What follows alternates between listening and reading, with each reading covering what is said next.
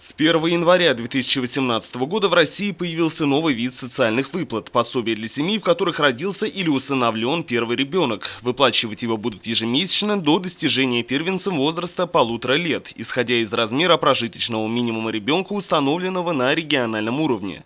Средний размер составит 10,5 тысяч рублей. Эта сумма будет выплачиваться адресно, по предварительным данным пособия станут получать около 340 тысяч семей ежегодно. Новация коснулась и выплаты материнского капитала за второго ребенка. По желанию родителей эти средства можно получать частями на ежемесячной основе. Для этого нужно подать соответствующее заявление в пенсионный фонд. Минимальный размер оплаты труда в новом году составляет 9489 рублей. От его размера зависит повышение зарплат, больничных и других пособий.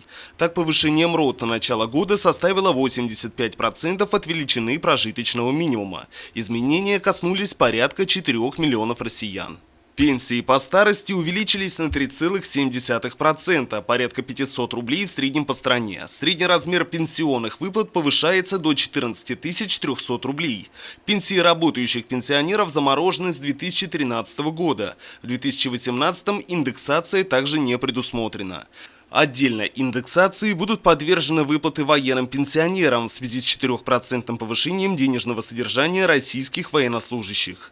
Социальные пенсии в размере 10 068 рублей начнут получать дети, у которых при регистрации отсутствовали сведения о родителях, отказники, найденыши и подкидыши. Выплаты будут производиться до достижения 18-летнего возраста или до 23 лет в случае поступления в вуз на очное отделение. С настоящего года вступает в силу новая форма ОСАГО, дополненная QR-кодом в верхнем правом углу. Электронная маркировка несет в себе сведения о собственнике автомобиля, лицах, допущенных к управлению и другие данные. Срок, в течение которого можно отказаться от навязанной или ненужной страховки, увеличивается до 2 недель.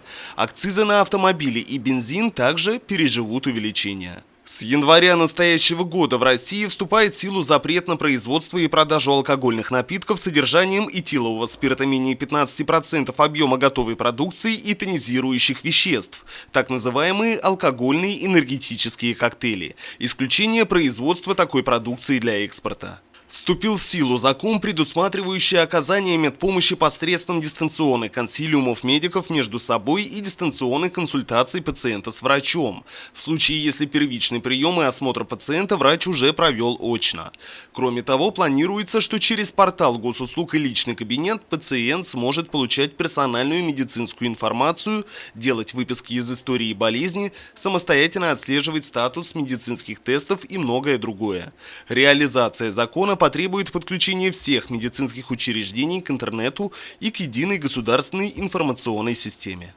Утвержденный правительством список жизненно необходимых и важнейших лекарственных препаратов пополнился 60 лекарствами и 8 лекарственными формами, уже имеющихся в перечне. Для льготных категорий граждан дополнительно внесено 25 лекарств и 2 новые лекарственные формы. Список дорогостоящих лекарств для пациентов с редкими заболеваниями пополнился 3 препаратами.